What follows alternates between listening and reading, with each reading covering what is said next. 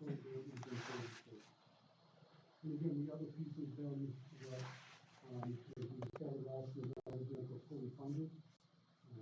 So we did get a portion of that agency, which then lowered our matching as well. And current balance in maintenance trust is it's actually it's I think it's one point. And you said I'm talking about taking out 35. Oh, we already have the fire panel for the ministry. So I have to correct it. I know you guys are not expecting that we will be paying $15.5 this year under the president for the ministry. That's right for sure. That's that is a 90 taking up 35 for the two. Right, and then the warrant article is add back 75. So if they down to 85, if we don't put anything else.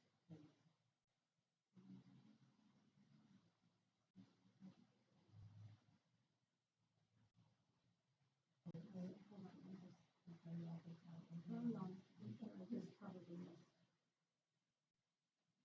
Okay, so we're starting at 105. Yep, add in 75, subtracting 95.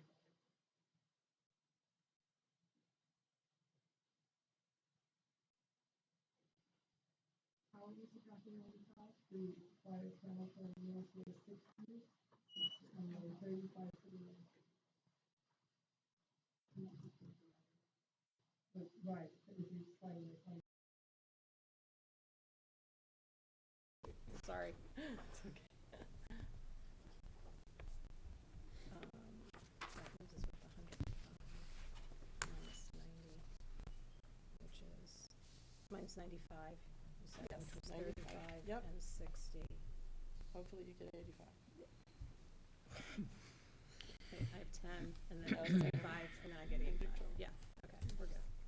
So I'm not sure if everyone followed that. So we're starting the maintenance trust at $120,000. There'll be estimated $15,000 in elevator repairs for the middle school this year. The fire panel for the middle school this year, which is next year. Okay, so at the end of this year, we'll have 105.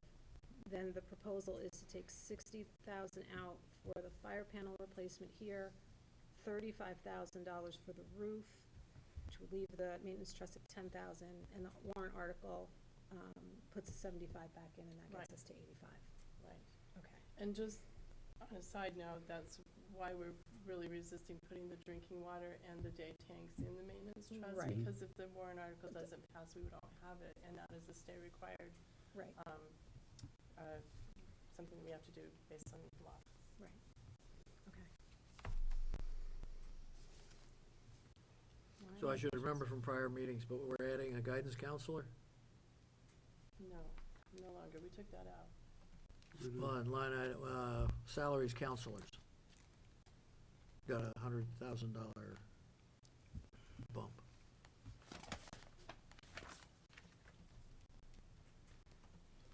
I can't tell you what page it is.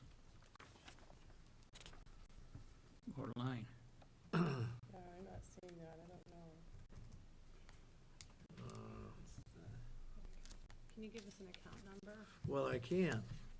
It is 112,040 something. 112. I need the 4 digits before that.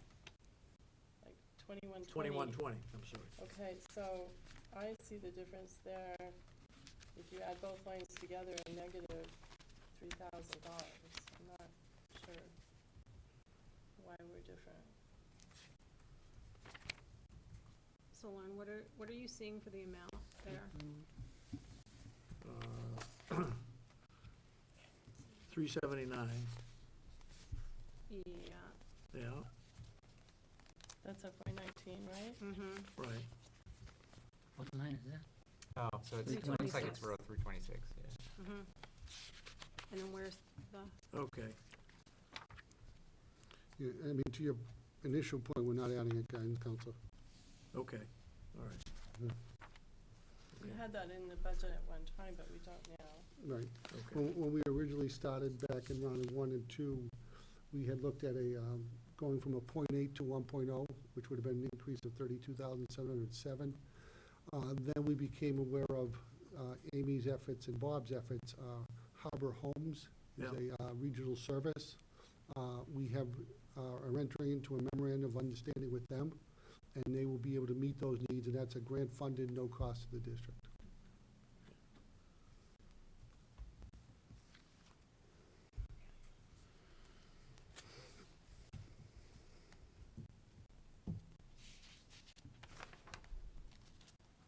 Any other questions, Lauren?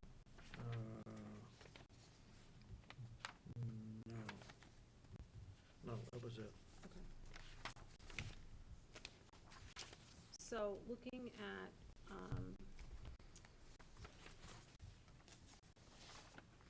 the 21, I'm sorry, Well, I guess I do have one other question. I may be leading the charge here, but given the budget and given the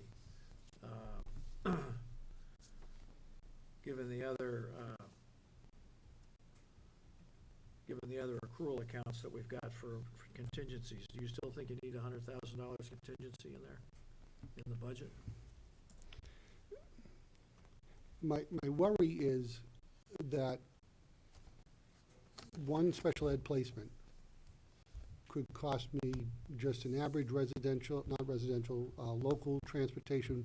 The tuition cost would be $70,000, the transportation would be $40,000. That's just an average placement if some child walks in next year that we don't know about right now.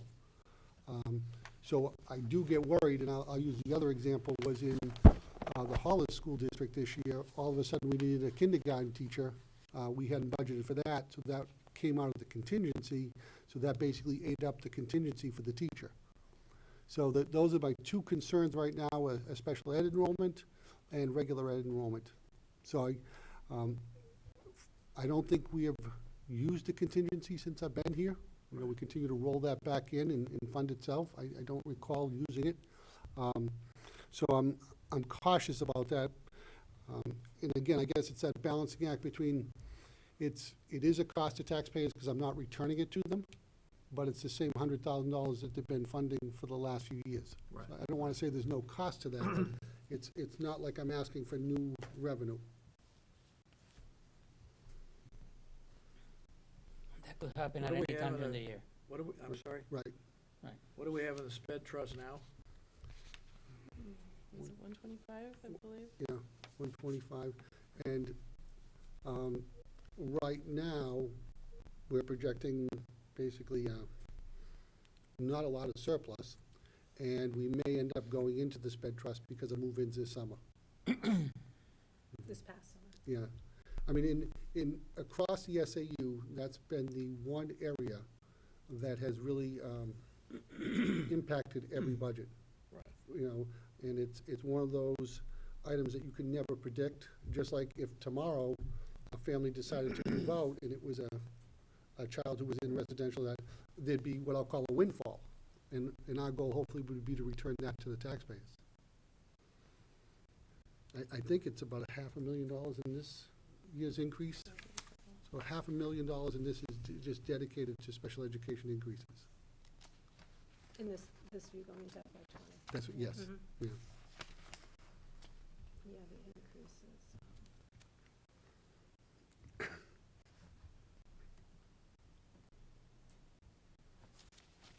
Yeah. it's just Can we have an update on some of the other major items, like NHRS and, Yeah, before we do so- that, can you talk a little bit about the bus contract, just to kind of give us an update on? Right. So the bus RFP came back with two bidders, Hollis Transportation and Butler Bus. And both of them, unfortunately, were higher than what I thought I was being really on target, putting in the budget for the increase that we would see with the new 3-year contract. So for the co-op, I had to add the $36,000 additional dollars to meet the winning bidder's proposal. So that has gone up because of our new contract. If we had picked Butler, the additional amount would have been 247,000, I think it was. So, The largest impact was to the co-op. right, Correct. it was, and specifically to the athletic portion of the transportation contract. Right, because the other schools are mainly doing just the daily. Right, The daily and rates, so- Butler was pretty much a double charge against what Hollis Transportation was proposing. Okay. But that's the first time we had another bidder. Two bidders, yes. And it really comes back to kind of working with Hollis Transportation, because we're experiencing still that driver shortage. And I don't see that going away if the economy stays like it is today. And it's a 3-year contract.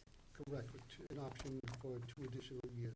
And so what are the increases in the outer 2 years? To be honest, I didn't analyze that as like I did the first year because we were really working on the budget, but it's something similar, you know. I mean, what we are seeing now, I think maybe a 2.5%, 3% increase, I Increase in want to say. the 2 years, okay. Okay.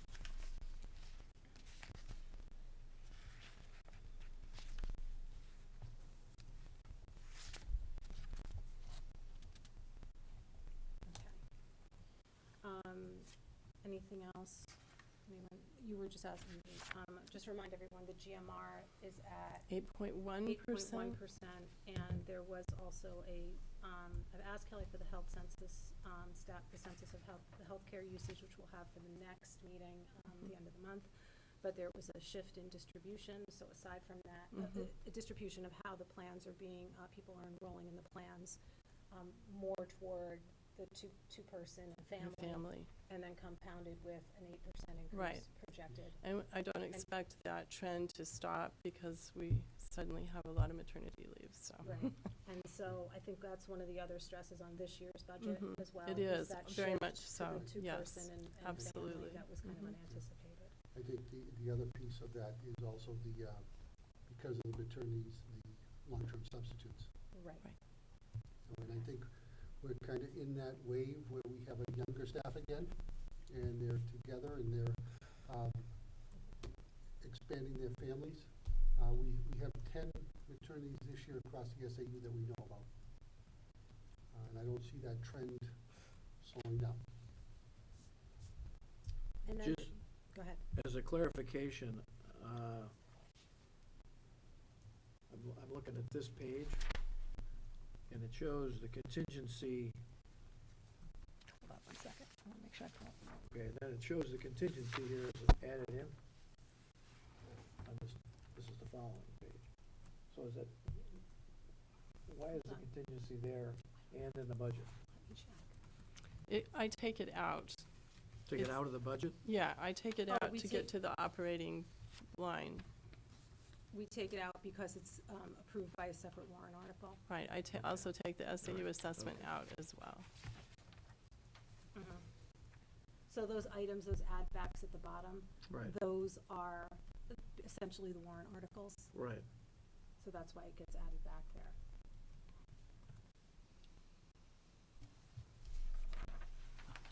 So when we look at that operating budget total, while it's in the detail, it's taken out of the total.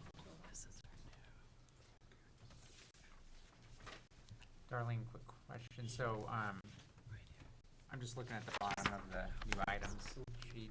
Okay, So do these, they've got their relief from guidance request down at the bottom.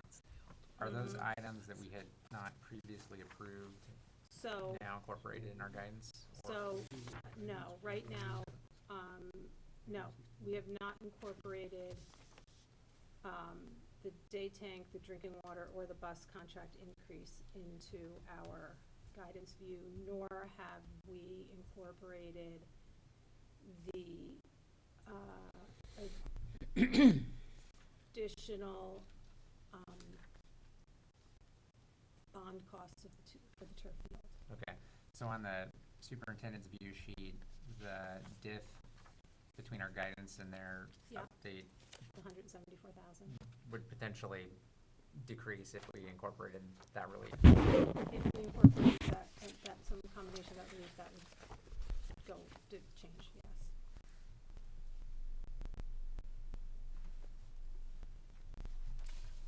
Could you just talk to the retirements again, just a reminder of how many we have? Sorry, Wow. we're kind of Let's just see. jumping all over the place, but. How many do we have? We have, I wanna say it's 5 at the present moment. Those 5 all are qualified by meeting the December 1st deadline for the CBA buyout. I believe anybody who would come in after this point would be somebody who's been with us a number of years but doesn't qualify for the 15-year requirement. We haven't received any of those yet, but those typically don't come in till almost the budget season, because they're not gonna get a buyout, so there's no Right, so they budget don't have- application. They're not compelled to give. Right. But it does create the differential, because that's simply a replacement, usually lower on the scale. Right. yeah, I think it's 5. Am Yep. I missing any? No, Okay. And then when we replace the staff in the census, it's masters plus 6, 5. 5.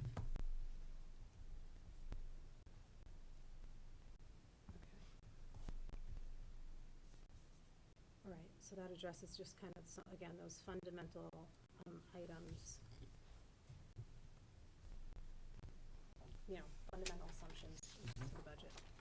Raul, you had a question about contribution rates? Well, just an update on NHRS, the retirement system. Oh, you're taxing my memory here. That's, I just had them pulled up. Oh, good. I think it's 17.8 is the teacher rate from 17.36. And for support staff, I believe it's currently 11.38 and it's going to 11.17. Enjoy that moment. Yes, that's a reduction. A reduction, yeah. Yes, that is a reduction. So what that equates to when you're looking at budget is an increase of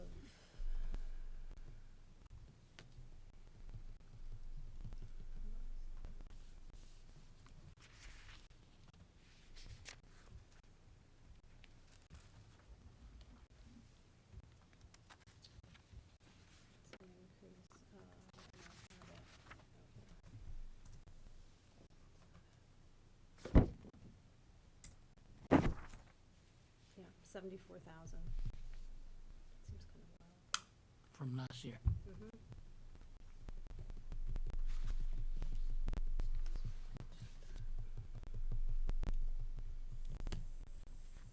Yeah.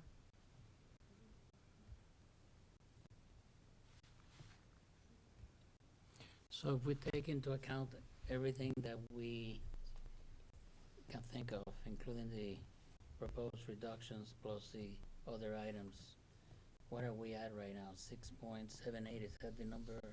I'm sorry, can you repeat that, Raul?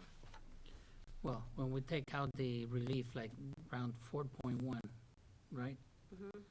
And then add some of the other items, the warrant articles, So if you were to, if on the adjusted guidance page, column B is where we ended the last meeting. Column E is kind of the Okay. working from for tonight's meeting view. So if we were to add in the additional debt service for the turf field and the drinking water testing, the day tank replacement, and was the total increase in the sped contract, was it still 65, or it was 35,000 more than what you had already put in the budget? For the, Or was the relief you were requesting for the total amount of the increase? 65K is what's in that sheet. for the bus contract? Yes. Oh, I see what you're saying. Let's see. I don't remember. Let me think. Yeah, that we might be able to adjust that number. I'm not sure. But the So- 65,000 is what, using my number, so I imagine you'd have to use Okay. more to get Oh. to the total number, but, you know, we're not necessarily asking for that. Okay. So for the purposes of answering that question, why are we talking about the day tank and those items?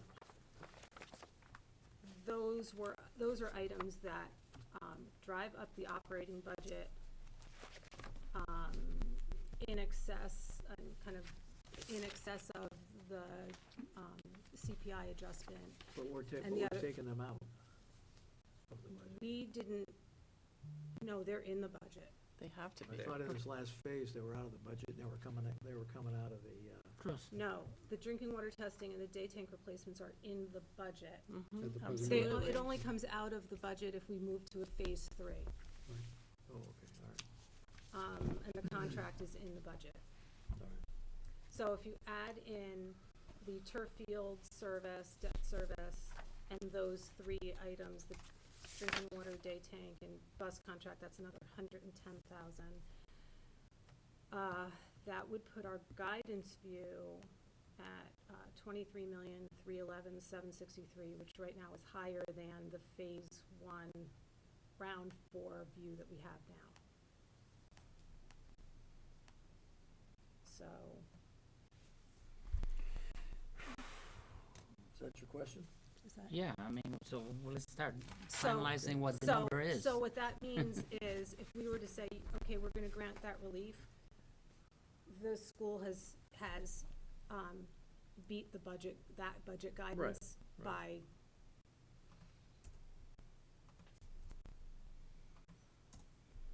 $160,000 with the phase 1, Right. round 4 view. Right. So this is where they are for the operating budget right now.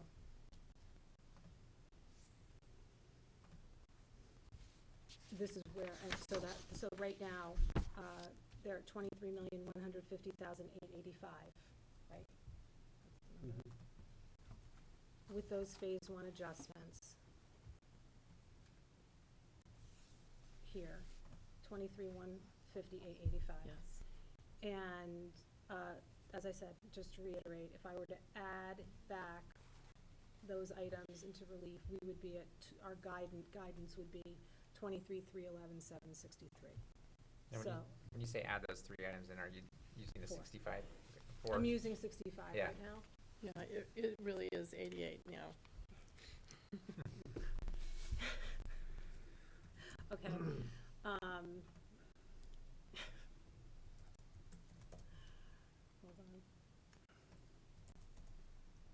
Okay, that would put us at 23,338,987, which is 180, which would mean the phase 1 view, round 4 view we're looking at right now is $188,000 below that, at 23,150. On 23,150 is what percent? 6 point something? I have to check that. From last year. Yeah, 6.8 or 6.9. Yeah, let's see. You know, one simple way to look at this, very simple. In the past, when we've had like 0 inflation, very little inflation, we tended to hover around 2% increases, right? Right now, this year, we have a 2.9%, say 3% inflation. So when you add the 2% to the 3%, you're at the 5% number. But we've So always, this is just a little higher than that to, you know, From perspective. yeah. yeah, but as far as the labor costs, we've always had an increase of 2%. Right.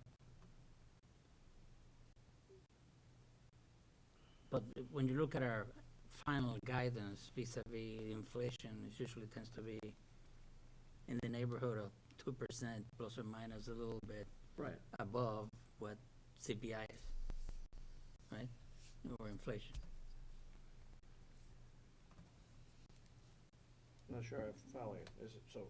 I'm trying to come up with a simplistic way of looking at this to see if we're kind of in the ballpark after you go through all those Right, details. right. That's all.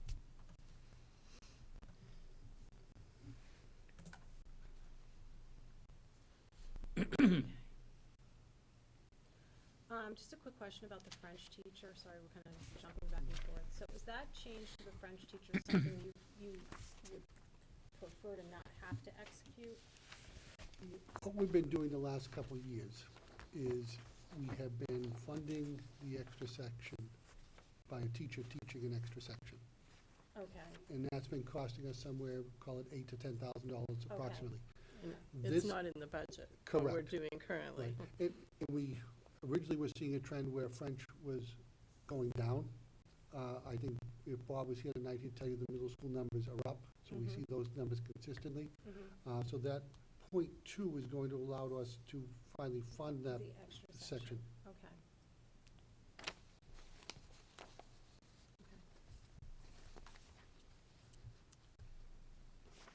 So just a point of clarification for me again. Sure, If we go to phase 3, okay. which Go to includes, phase 3, which includes all the reductions to the budget, okay. then the budget is still $118,000 over guidance. Am I reading that right? Over, hold on one second. You said they were beating the budget already. Well, but we're not at that. That's the guidance if we were to make an adjustment. The guidance, that's Oh, if we yeah, were to gotcha, leave it. yep. So if we're, keeping it where we walked in this evening, Yeah, you're correct. yeah.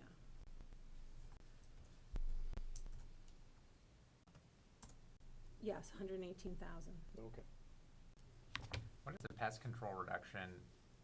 Is that just less, It's bees, it's.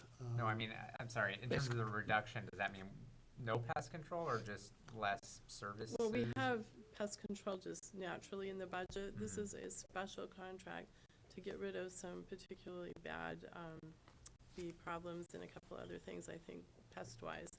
So it would be reducing what we're doing additionally. We have 6,500, that particular contract, to do what we'd like to do is 6,500. So we're reducing that by 2,500 in that particular reduction. So we do less. So you cover normal pest control Yes, that's separately. mostly And this inside the is- building, yes. Gotcha, okay. So, like, how does this work with pest control? Is it like we'll get the bees but not the wasps, or, It not the just rodents? means, well, they have recommended a service that costs $6,500, and they're saying that will eliminate the problem. So what we'd have to do is maybe do less frequency Gotcha, based okay. on, So against we'd their work with them to recommendation. figure out what can we do with this budget. Right, Gotcha, so okay. we don't have 6,500, what can you do for 4,000? Okay. So I guess regardless of the guidance, the question I think is then, at least on phase 3, are we satisfied with a 6.75% increase in the budget?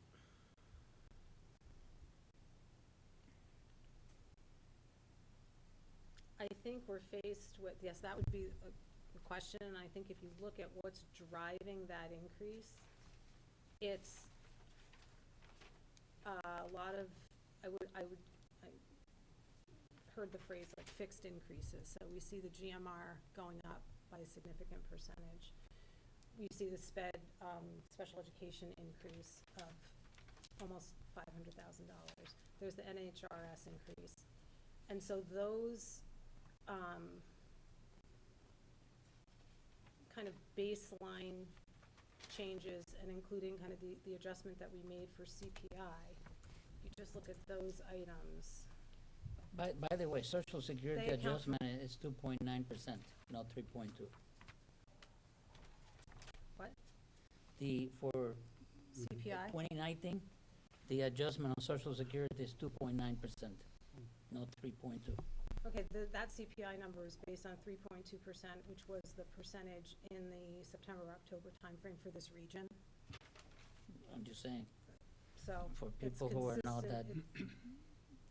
well informed, maybe they'll just throw other numbers, and I'm just saying. Oh, I'm sure. For the record, the Social Security Administration adjusted the Social Security payments by 2.9%. So, for what it's worth. So for the phase 3, if the day tank is moved to the maintenance trust and then it doesn't get funded, does that, it goes to not enough money to do that then? We have to do I mean, that, I know we have to do that, but I'm so saying if something that's, else that so we've, that we're money- already bare bones now, so so that money something has to else. come from somewhere Yeah. else then. Mm-hmm, absolutely. Same with the drinking water, but we're not moving that, but Okay, so it would essentially totally deplete the maintenance trust. It and would. then whatever additional to cover that expense Yes. comes from our operating. Yep. Just so everybody's aware of that. Is there any reason, to think the maintenance trust wouldn't be fully funded? Is it, If we don't have enough left at the end of the year to fund it. no, but there's a warrant, we're talking about a warrant, right, to replenish it? But the funding of it is based on, it's funded from the unreserved fund balance. It isn't raised and appropriated through taxation. So the way the contingency, the athletic trust, the special ed trust, and the maintenance trust are funded are Moving through the unreserved fund balance. So if in the order at which they're approved at town meeting, exactly, is how yes. they're then funded. You know, just back to Lauren's point, I think when I look at this 6.78, my struggle is that 2% of that is special ed. Over 1% is my health insurance increases, and then I'm probably at 0.4, 0.5 for my NHRS and those. So when I look at just what we control, we're probably in that area of what is CPI. So, yeah, if Yeah. you, because 2/3 of that 1.5 million is, what I was adding up before, is those kind of You know what, fixed increases. don't Oh, get too and far in the weeds. And the $200,000 for The field. the field. Right. So So actually, And it's they also, 1.2 the, at 1.5. The labor contracts in the budget, Right. which is how much increased? The labor contract, the estimated costs were $342,000 for the second year of the contract. There are probably, due to the staff census, some savings to that number. But that number's in the budget now, and typically it wouldn't be in the budget. That is correct, Right. yes.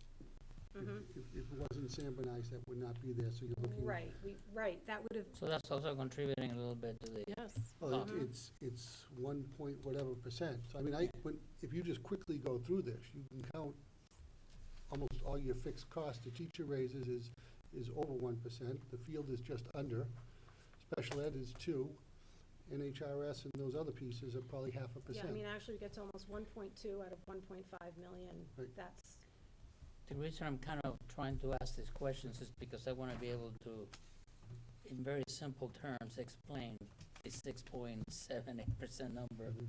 and how the key components were, and when you peel out everything that's out of control, I mean, that's not within your control. You're pretty much a flat budget.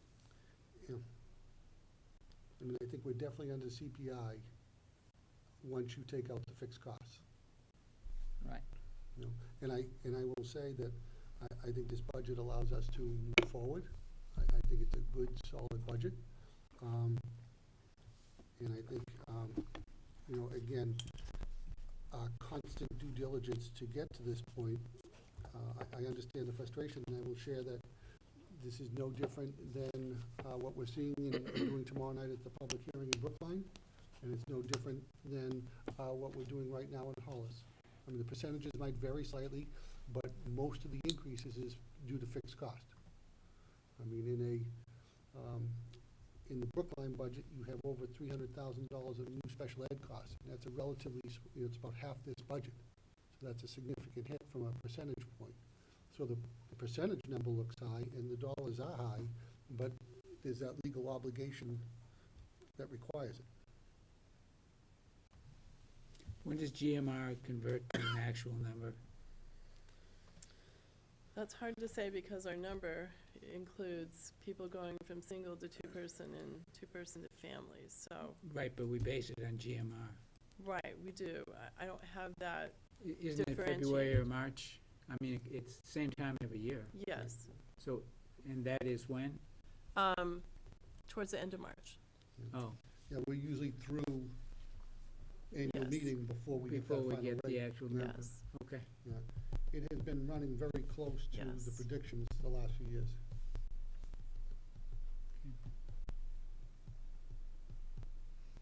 I just have a question, just a question for trying to understand this, I guess. So when I'm looking at the new item sheet, right at the top in the personnel section between round 3.1 and 4.1, that facilities director and the sped directed nurse, the nurse is highlighted. Only because that, Is that a different phase? no, it doesn't, there's not a really good solid reason, that's Oh, okay. mostly It for was- me. It was, I can guarantee it was for us when we were going through the Yeah. budget to Got it, talk to okay. Amy I was just trying to about see if I special ed services for the nurse. So Andy, walk me through this again, just in rough percentages. Sped increase, you figure is what? I'm calling it $500,000, so call that about 2%. And the NHRS? When I combine the two, I wanted to call that a 0.5%. Yep. The GMR is probably 1.3, it's almost $300,000, so it's, almost 1.5 maybe? It's actually Is it more, more, it's 342,000. is it 342 for, No, yep, no, sorry, that was the wrong line. it's 291, I think. Yeah, Yeah, And So- the field, we figure is a couple $100,000, right, so just about 1%, a little less than 1%. and the $300,000 labor contract, Correct. which is Again, call 1% that, and a half. yeah. Mhm.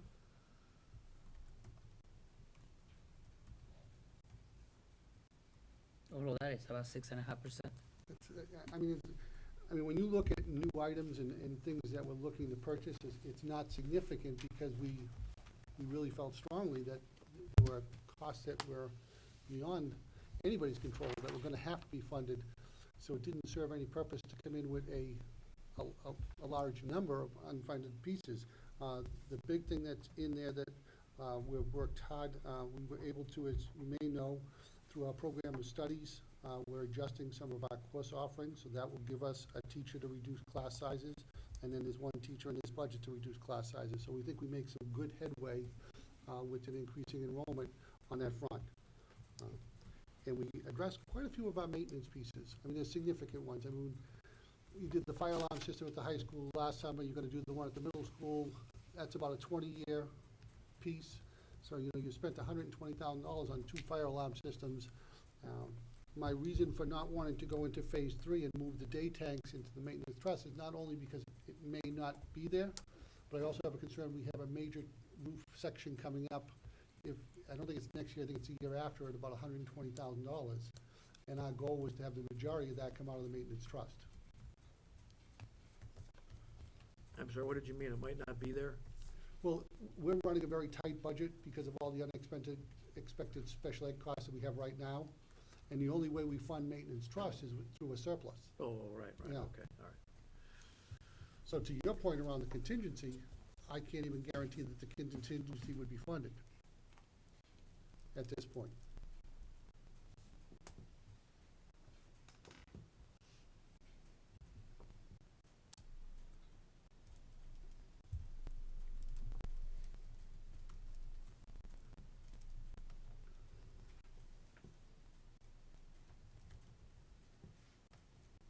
Do we have to take a vote tonight on anything? We do, because we have one more meeting and then a public hearing, and for the next meeting, we need to really have the full warrant.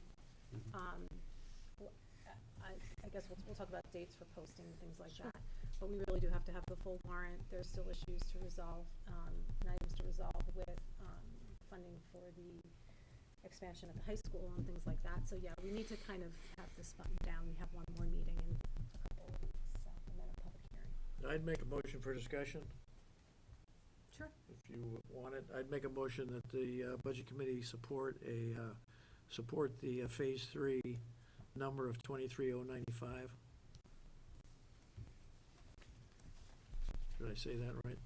Where's the, For the, Oh, no, yeah, 23,095, right, that would be for the operating budget. right. Mhm. what tables is that? That's, on the superintendent's view. Okay, Which the is bottom. $118,000 higher than our guidance originally, Mhm. if I'm reading that right. right, Yes. Okay. Is there a second I second. discussion? Andy? I guess part of my, I guess I would call it struggle with that number is that when we set guidance last month, we didn't have the field in there. And if the field had been put in for day one, we wouldn't have been close to that number. So I really hesitate going that low. And I feel that way because the voters were the ones that chose to pass the field. The voters chose to pass the teacher's contract.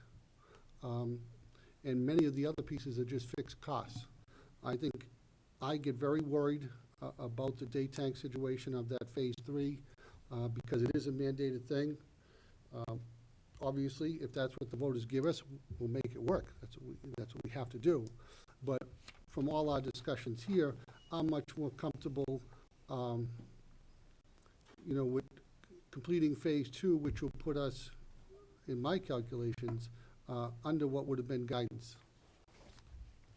Both phase 1 and phase 2 put us, if we had even just adjusted just for the bond and not for the other items like the transportation contract, the day tank replacement, or the drinking water testing.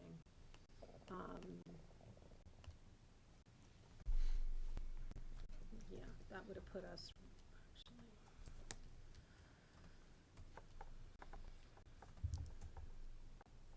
Yeah, that, okay, 177.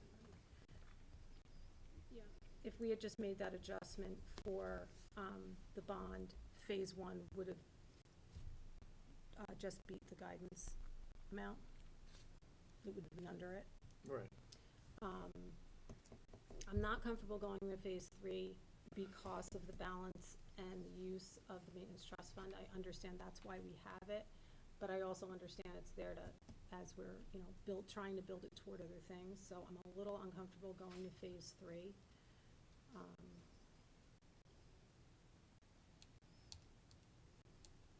I also feel the same for phase 3, a little uncomfortable too, because that is a requirement that we do that. And it's happening, I And think it's if for all the. If it doesn't come there, it's coming out of Not something for else in mental there. health. Can I move the question then? Sure, Okay, I'll move the question. okay. So we have a motion on the Yeah, floor. yeah. All those in favor of the motion to accept the phase 3 reductions of the operating budget to $23,095,105.61? Aye. Aye. Opposed? 2 to 4, the motion fails.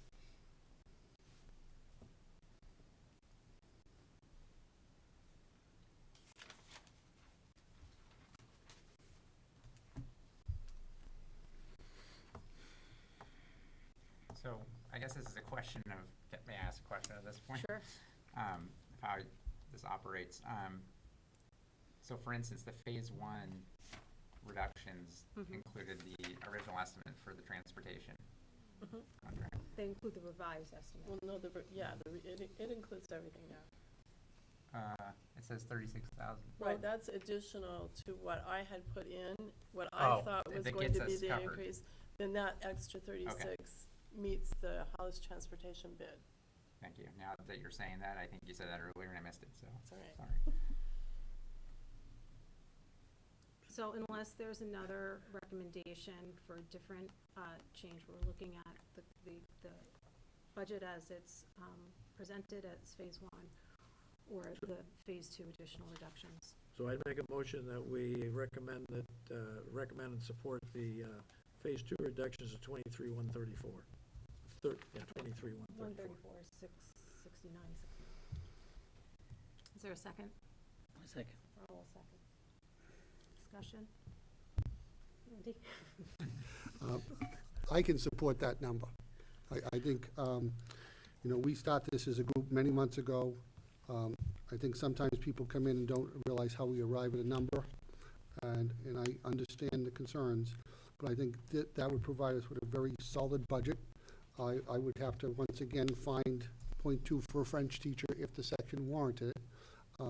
We've done that the last 2 years, and I'm sure we can make that happen because we do have 5 retirements. I would hope there'd be some give and take on that to make that work. So I just wanted to share that I would be comfortable with Lauren's motion and appreciate all his insight and work as we went through this whole process. So just to finalize this, so what are the items that make the difference between 23 and 134? The window seals, the pest control, Yes. And the point two French and the teacher. French teacher.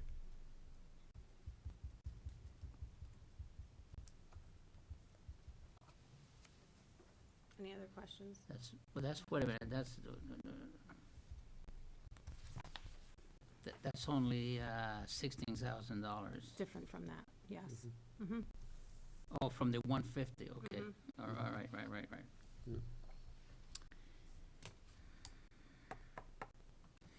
Just in the question, can you say a few words on the overall strategy behind all the languages at the school? In other words, what is the requirement? Are there any requirements mandated by the federal government?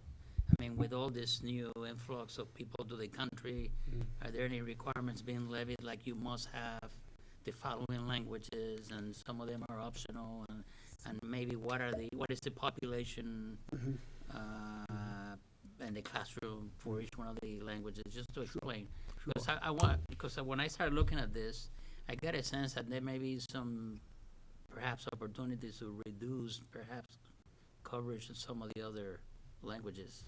We offer 3 languages, French, Spanish, and Latin, which is pretty common. There are not much diversity in the state of New Hampshire. The classes are very well subscribed. If you, looking at it from a student's lens, for the vast majority of students, you want to take at least a minimum of 2 years of foreign language. And they should be in the same language, so 2 of French, 2 of Spanish, or 2 of Latin, whichever one you choose. There are some schools, many of your elite schools, that require 3, if not 4 years of language. We start the program. Colleges. Correct, correct. We start the program in the middle school, so we do have a number of students qualifying for AP or honors language 4, whether it be French, Latin, or I shouldn't say Latin, French or Spanish. It is something that is considered very much part of a well-rounded education. It is expected to appear on your transcripts for colleges unless there's a reason why you would be exempted. Maybe you have some sort of language barrier or something. We have very few students who just take the first 2 years. We see most kids at least going into the 3rd year of language, and many take the 4. Okay, then. I guess just to do my due diligence, so with the window seals, Mhm. what's the situation if we don't replace those? Do It's we have just- buckets it's- sitting along the wall, or? No, it's the same situation we've been in the last 2 years. So the last 2 years, the window seals have been cut out of the budget. So this year, we're actually going to get, I think it's 4,000 of the 6,500 that was requested, and we'll start to move forward. I think one of the things that we had been playing a lot of catch-up on, and have been done a nice job through Kelly's planning and the CIP and everything, is catching up on maintenance. So when we defer something, it's the least piece. And what we do is we save these rounds because those become our starting point for next year. So when I look at the window seals, it was difficult for me to take it out this year because that would have been the 3rd year, and they need to be done at some point. So this starts us on that process. Last year, we did the sinks and the countertops and all the bathrooms.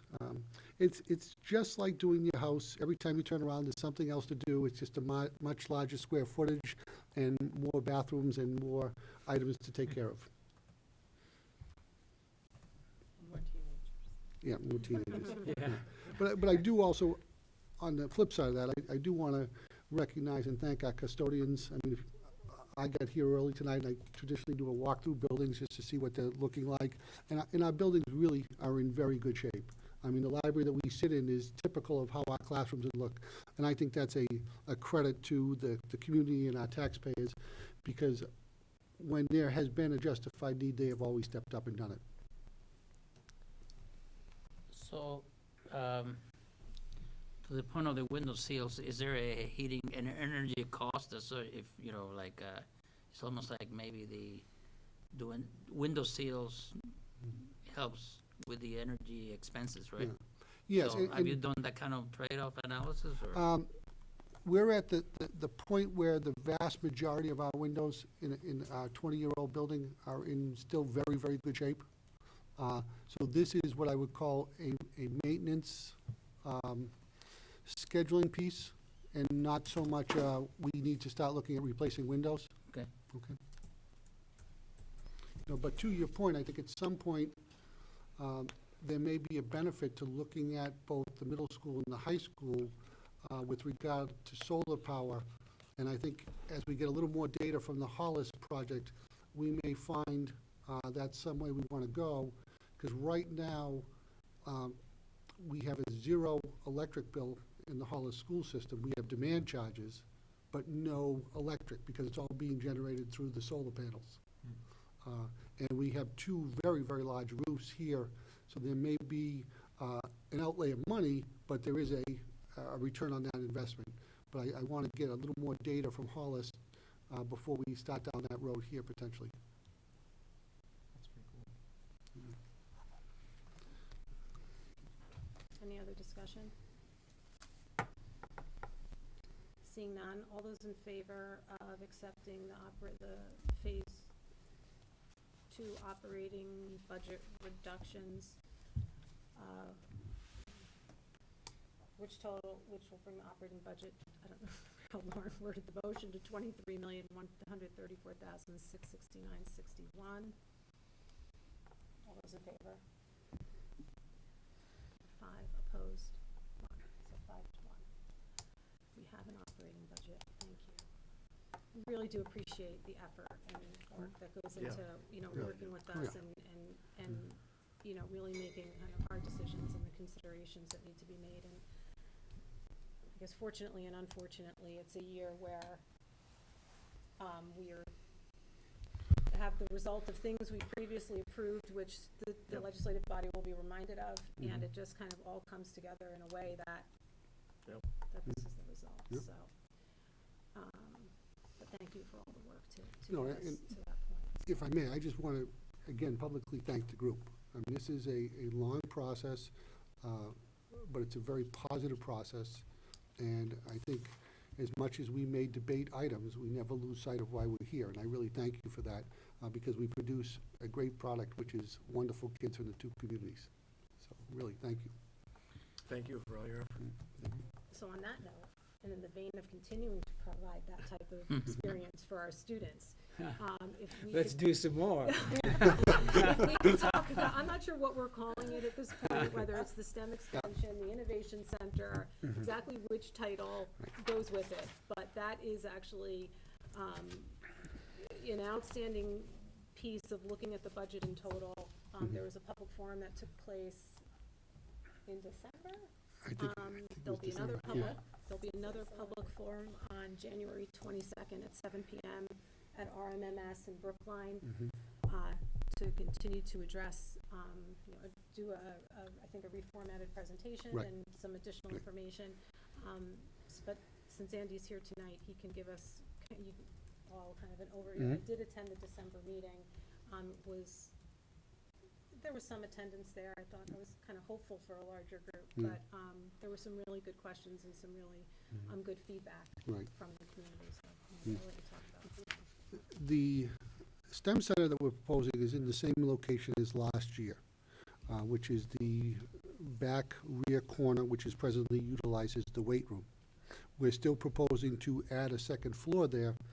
And what has changed, I think, in the last year to a more concrete proposal from our end is last year our focus was on the space. This year our focus has been on the curriculum from 7:30 to 2:30. And I want to commend Gina Bergskog, our assistant superintendent, for all her efforts. Because what we're truly trying to do is expand within the building, renovate space, not build, for a few reasons. One, our enrollment is projected to go up. Number two, we're starting to already see some class sizes at 26, 27, 28, which many of our parents who come up from the elementary school are concerned about because they're used to having very small class sizes. This will allow us to gain 3 classrooms, which really, when you think about it, 8 periods a day, there's 24 spaces. One of the spaces that we're looking at is what we're calling an engineering room. Presently, we have 2 of the finest physics teachers in the state of New Hampshire. One of those physics teachers is on a cot all day long and doesn't necessarily teach in an environment that is conducive to physics experiments and those things. And they do a great job of shifting rooms. I don't want to portray this as just a terrible situation, but it's not the ideal situation, especially for those children who are probably going to become our next generation of engineers or the critical thinkers. So one of those spaces is dedicated for that, which will allow that individual to really move into that space. And the 2 physics teachers will continue to share spaces, because obviously the new space will be equipped with some enhanced technology and different items that will really allow them to take physics to the next level. Right beside that is a computer science classroom, and the state of New Hampshire just added computer science as one of the core components of an education. It wasn't an unfunded mandate, but you have to offer it. And there's no more funding for it. So that gives you a little bit of my thoughts on that. But I think it's something that kids definitely need. So that computer space will be more of our high-end computer classes. We, a couple years ago, expanded our computer science offerings. Those classes have become pretty much fully enrolled. And again, we're really focusing in on those students who, again, are looking at that as their career. So those 2 spaces represent the bottom floor. You're looking at approximately, call it 3,300 square feet divided up. At the end of the day, at 2:30, those 2 spaces become available to our robotics program and any other type of STEM projects that we do as a school district, which we hope to expand upon. Our high school robotics program is presently housed here at the middle school. It is working, but it's not ideal again. And we did see our numbers start to decline in robotics, but this year we're starting to see an upward tick in that.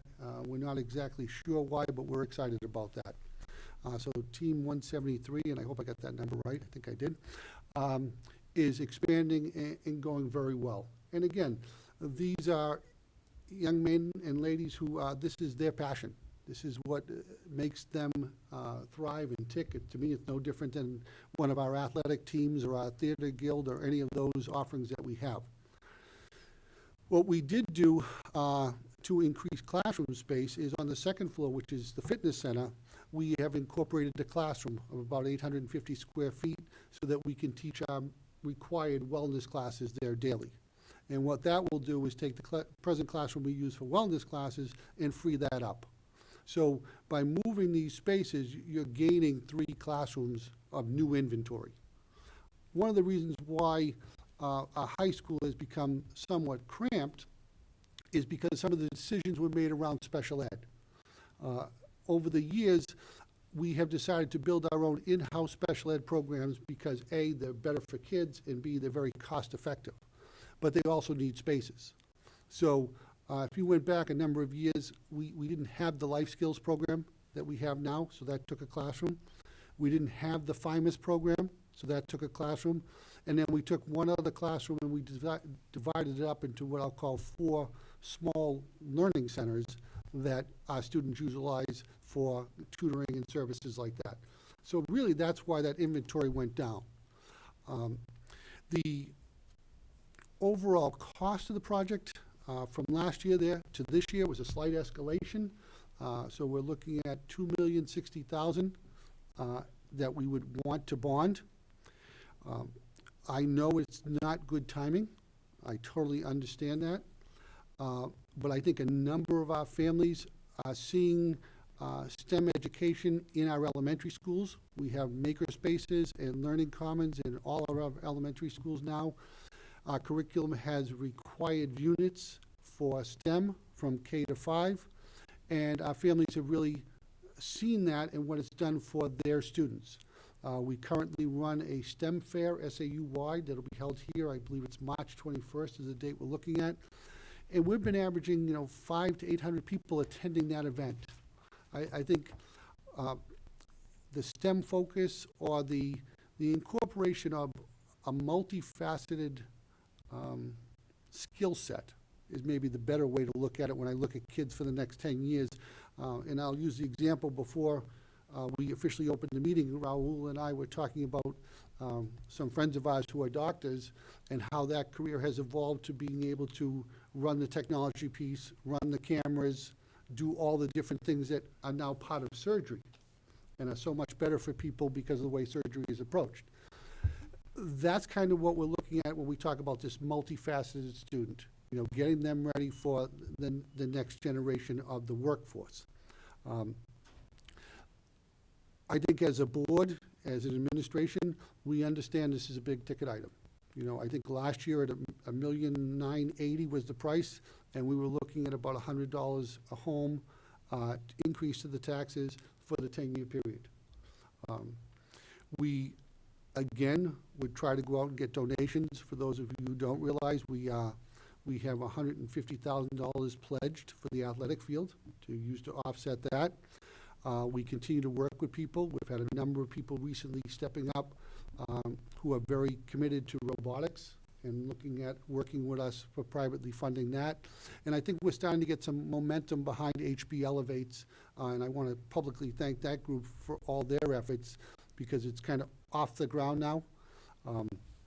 So I'm not sure if the voters can handle the financial piece of that, and I respect that greatly. But from my standpoint and where I sit, I think it's something that I have an obligation to propose because I think it's the right place to go. If it can't be supported because of the financial picture of the two towns, we will do everything in our power, just like we've done at the elementary schools, to continue to advance that. And we'll go back and we'll relook at our proposals. But I think this one, from the curriculum side, Gina has invested countless hours. We've sat down and met with a variety of our staff members around math and science and what would go on in those rooms and how we expand it. And I think it's a solid proposal to gain, I would say, 3 classrooms in which already has, you know, walls, heat, those pieces. A big ticket item that we can't control is the elevator that would be required because of ADA. But as a person at the last forum pointed out, that end of the building does have potential for expansion if enrollment truly grew. And then you would already have an elevator on that segment of the building. I don't know if that will become true, but I hadn't thought of that. So I'll just share you that, to Darlene's point, our public forum was, I say there was a decent number in attendance, but the people who came were very committed and had some very thoughtful questions. So it was a good evening. Yeah. And I'm happy to answer any questions that What happens in the weight room? The weight room is just moving upstairs. Okay. So you'll gain the wellness classroom, you'll have the fitness center, and you'll have the AD's office up there, which will give us supervision. Yeah. Are there any efforts to establish relationships like sponsorships from large corporations like BAE? In terms of, And they could become a source of funds? I will tell you that we have had discussions, okay? And I think, as I've shared with about many people, it's sometimes easier to generate a commitment once they know something is going to become a reality. Like I have more people interested in the potential field because now they know it's passed.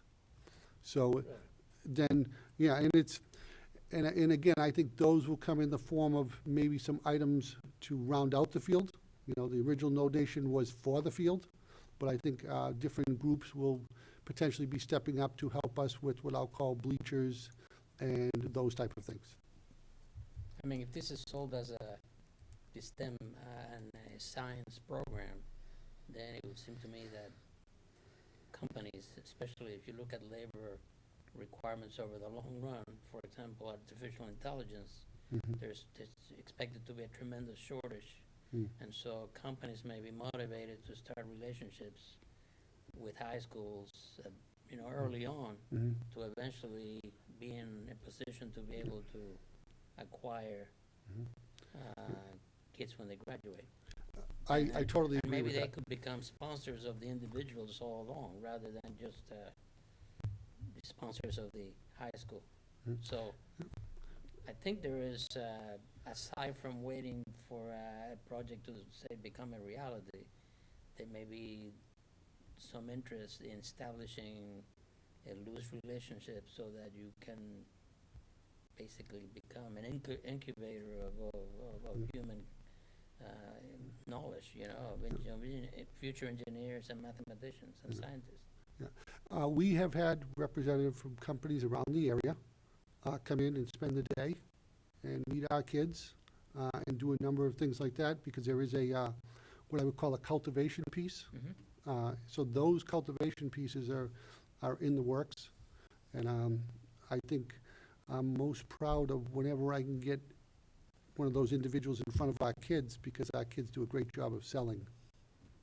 Yeah, they're amazing. Well, I think this narrative needs to be part of the discussion at the town meeting, at the district meeting. Right. I think the caution I have there is, I don't want to sell something that may not become a reality, because if 2 years from now or 3 years from now I need to ask and I say something, I want people to understand that it's going to be a reality. So right now, I'm comfortable saying we're trying to cultivate those relationships, because I do believe public education needs to start to form relationships with corporate America, and trying to look at the different funding model as we move down the road. There's nothing wrong with having a vision. No, I don't disagree with that. I just, when you're in front of a group of people talking about their taxes, you just want to be very Right. concrete, and not have anybody feel like maybe they were misinformed. Thank you. My pleasure. So again, there'll be a public forum and a presentation on January 22nd. It's a Tuesday night at RMMS in Brookline at 7 o'clock. When do we take a position? Oh, after the budget. After Yeah. the public hearing. Mhm. All right. Sure. So I'll just throw in my 2 cents. I couldn't be more supportive of this effort, the 3 additional classrooms, and supporting of the robotics program, which I followed closely many years ago. I couldn't be more enthusiastic about it. You have my $100 out of my taxes happily. I think that the benefit of that expansion can't be, of the classroom utilization can't be overstated enough. I mean, there aren't a lot of opportunities to get three classrooms without adding on to a building. So really, we're really working toward optimizing what we have, and that whole weight room area is such an underutilized part of the building that we really, Yeah. past time to put the second floor in and really, use the space better, so. Right, I might just add to this my own experience, right? So my academic background is physics, and I also worked in robotics. And all of my peers who were in physics could pretty much do anything. Some went into the financial industry, some became attorneys, many are engineers, and a few are doing fundamental research. And robotics there's almost nothing better than robotics to teach somebody, rigorous analysis, mechanical engineering, electrical engineering, project management. It all comes together. And it's not that any individual person maybe does all of that stuff, but you get exposed to all of it, and it lets a whole bunch of people with different interests collaborate, which is what, working in industry is all about. So, Does the high school still have the program for seniors to do like Rick was piloting it a couple years ago for them to do like a Senior project? senior project? Yes. Thank you. Yeah, that has gone extremely well. And so I would imagine a lot of those projects start to I'm sure their focus is in various areas, but I can't help but imagine a lot of them must have some type of an engineering or science focus. Absolutely. One that was just discussed at a recent board meeting, we had one of last year's seniors do a whole solar component to bring water out to the middle school greenhouses. And now we, I'll call it's a cycle, because we have the fish, and it's hydroponic, and it really was something that this young man took upon himself. And I think, to John's point, it was probably one of those pieces that really ties everything together with regard to education. And if you looked at it from a parent lens, what I could see from it was this kind of gave this young man a start to where he was probably going to head in that direction. And I know sometimes when we sit there with our students who are graduating high school, it can be like they don't have an idea what they want to do. So the more we can have these senior projects and get kids to move down the track to a career, that's awesome.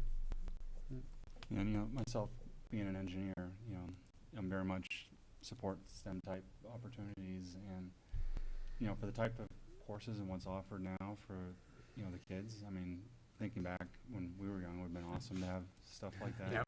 Yep. And kind of to your point, if they get like robotics, get experience to a lot of different disciplines, because a lot of times kids going into college might not know, well, do I really want to be mechanical, Right. electrical, physics, and to kind of get a little taste of it, of what that's like before you actually get to school, I think is very beneficial and helpful to, you know, a student trying to make up their decision as to, you know, maybe they know they want to go into engineering, but they might not know exactly what. Yep. And, you know, exposure to different things that, you know, is going to be very, very helpful and beneficial. Agreed. So we'll have more detail, and what I'll do is we're sending out, it'll be in the school board packet, the updated public forum presentation. Oh, So okay. I'll send it to you, Darlene, so you can forward it, so the committee will have Sure. ample time to look at it. And then at our next meeting, as we go through warrants and that, we can ask any specific questions.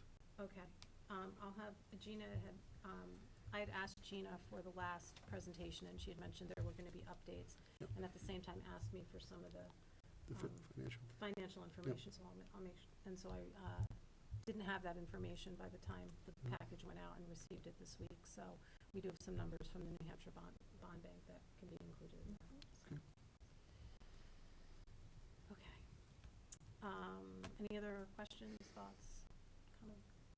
Okay. No, it's unfortunate that, I support the STEM lab. It's only unfortunate that the lab passed, I meant the field passed. But anyway. I have heard that more than once. Okay, moving on to the SAU budget. The update that is listed in the agenda was as a result of some questions that came up in discussion about the SAU budget, the percentage increase from last year, and in that discussion, realized that we needed a little bit of clarity on an action that the board took because it wasn't clearly defined in minutes of the governing board meeting. So I believe I shared the correspondence with everyone that I sent to Tammy Fareed, who's the chair of the governing board, who shared it with Andy and Jim O'Shaughnessy. And as a result, in the December meeting, I directed everyone to the minutes of the December governing board meeting, where the motion that had previously been made was more clearly defined and done in a public setting. As a result of that decision and the guidance from legal counsel, Tammy shared the legal opinion from Jim O'Shaughnessy with regard to how the governing board needs to proceed in these kind of matters. And I attached that with the materials for the meeting. And the gist of it is that the governing board isn't a budget committee, it isn't a school board, and it has some, in Jim O'Shaughnessy's opinion, can address some of its matters a little bit differently. So essentially, as long as there's a public hearing and a public motion, that changes of that nature that are not affecting tax rate and things like that, and utilizing an unreserved fund balance can be made in that way at the governing board, as long as they. I think the simple clarification, just to compare a couple years ago to this scenario, was 3 or 4 years ago when we went into the surplus, there had been no permission from the legislative body, which is the SAU board. The difference this time is the SAU board had authorized us to go into that. The piece we missed was those got put into non-public minutes and needed to be in the public. The other piece that Jim recommended that's really not required, but it's just good practice, he asked us to simply put in a public hearing on a yearly basis. And I think that's, Kelly and I already talked, we will definitely make it a public hearing every May, just to give an update on that account, because I think the taxpayers should know what the status is of that account, which is the SAU unreserved fund balance, for lack of a better word. So I think the question that was brought up allowed us to improve again. So I'm excited about that, and I thank everybody who participated. Okay, any other questions or concerns about that? No, thank you. Okay. Next topic is a school board update. Yes. Now, I encourage everybody with the agendas to really review the board packages. If you have time to watch the meetings, but the board packages really do contain a lot of good information. I think the last board package was the one with test scores and profiles and things like that. So There's it's some just- good presentations, Yeah, yeah. there's some good presentations in there, so if nothing else, just kind of reviewing that piece of, I think it was like the 100-page board packet. It was a big one. Yeah. Because it had the budget in it too. It's just, kind of good information from a reference point. So. Yeah, so I do try to take some highlights for you guys, maybe to pique your interest to go take a look at some of the actual presentations, because I'm not capturing much of the salient points and details. I had recorded that early on in the conversation, we talked about some retirements, and I had 2 people listed, but you said 4 earlier, so I might have missed some, or maybe some came after. Our number is accumulation from the beginning of the year till now. Okay. Yep. Let's see. Dave Belanger with Hollis Rec Department. Oh, yeah, I was interested in that. the Yeah, town present some field options request. for fields. Well, he's going to present options for fields and give a recommendation to the Board of Selectmen in Hollis. So he went over, I think it was 2 or 3 different proposals, but one I think that he ultimately preferred to utilize some of the co-op land for another field. So So for anyways. that, on the big picture, are they also considering Brookline? Yeah, because we got lots of space in Brookline for fields too. And Yeah, I well, would hope that if we're looking for fields that can be used between both towns, that both towns are talking to each other and might be able to come up with a yeah. Well, something that works. so it's the Hollis Rec Department that's Yes, leading I it, said that, right? But hopefully there's communication. There, in we Brookline, asked too. that question. Let's see, they would like to perform a study, their funding, to put a field on school property that both towns could use. All teams, to answer that question, he said all teams are essentially now Hollis and Brookline teams. Yes. The Hollis Rec would manage the use, but there's apparently good coordination between the 2 towns, so there would be, it would be Hollis managed, but there would be the understanding that Brookline would be able to use it, I guess. Does that mean there eventually will be a proposal for other fields and another bond and another warrant article Not this year. Yeah. and? It's tough. Well, He's right. like, nothing to do with this one. Stem cell only. So, yeah, I mean, there's more to come in terms of how it would be provided to the rec department for use, whether we would lease it to them or, who would own the equipment on the property and all that stuff. So I think this is just the initial stages, but it is being looked at and at their cost. They're going to look at layout, water availability, access, all that. Okay, that's about all for that one. And I should have captured when he's going to come back with some, or when we're going to discuss it further. I don't have that in my notes. My suspicion is he'll be back prior to town annual meeting, because I think there might be a warrant article for some Okay. feasibility money. Let's see, Gina presented 2016 and 2017 Smarter Balance results. There was some differences between them that she described for us, and I noted that in 2016 it was pencil paper, in 2017 they moved to the first computer adaptive process. So there was some good discussion related to differences maybe that stemmed from that. That was grades 3 through 8, and then SAT in grade 11. There's a lot of discussion around that. I'll leave it at that. We received feedback at that time from the STEM Building Improvement Public Forum. I think that was the first one. And then, of course, there's more to come, as Andy mentioned earlier. The board reviewed the round 3 budget and discussed some areas of reduction to approach the budget guidance. And then the turf field, we expect to close on the 17th. Facilities meeting on January 3rd, Q&A with Teagan Bond. Which will be informal kickoff, let's see. Andy had mentioned that we presently have 150K pledged at that time. And you said a few others are considering. Some folks changed their minds because of the lawsuit, which should probably be noted. There is potential for in-kind donations from companies going forward. That's all I got. Okay, great. I just want to make a comment that the timing for this year's budget couldn't be any worse.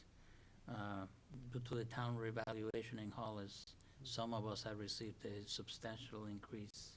In addition to that, when you start doing your taxes due to the changes that Trump Yes. instituted, all of a sudden, real estate taxes are capped at 10,000. So a lot of these increases are not the tax deductible, and so I think that's going to motivate a lot of people to be challenged, I guess.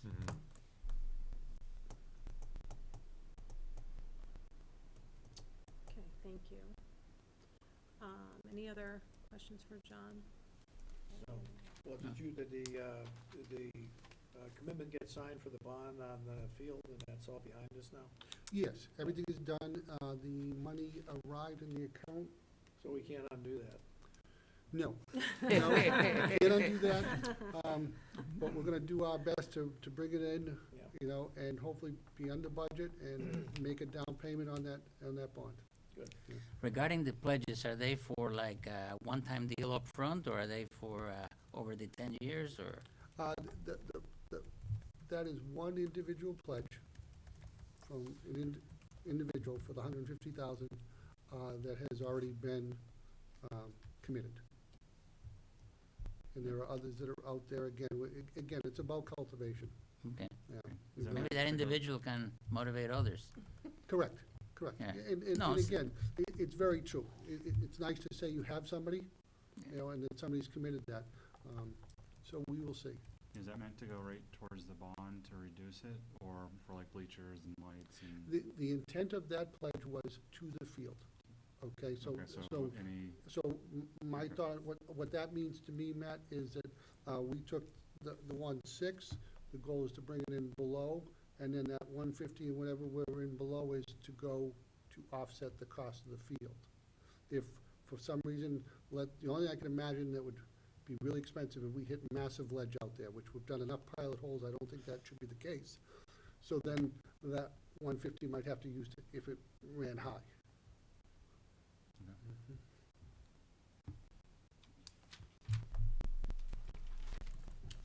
Okay, I just wanted to, before I take a motion to adjourn, I want to go through a kind of lengthy list of meetings, but it just kind of gives everybody a framework for the next 6 to 8 weeks. I know the meetings. Andy, thank you very much. Yep, thank you, Thanks, Andy. guys. thank you. I have Thank the you. calendar. Yeah. You're living the I'll be at all of calendar. them, if you'd like to see me. No appointment necessary? This year, on this specific committee, there are 3 positions that are up for election. Good night. Good night. That would be Matt's position in Brookline, mine, and Tom's for the Hollis seats. So we're the 3 that are up in this cycle. And the filing window is January 23rd to February 1st. So we would need to have our dollar.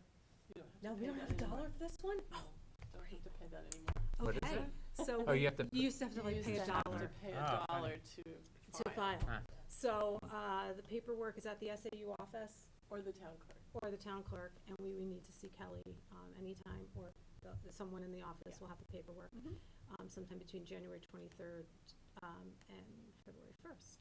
And should we anticipate that you're running? Yes. Very good, and Tom? Maybe not.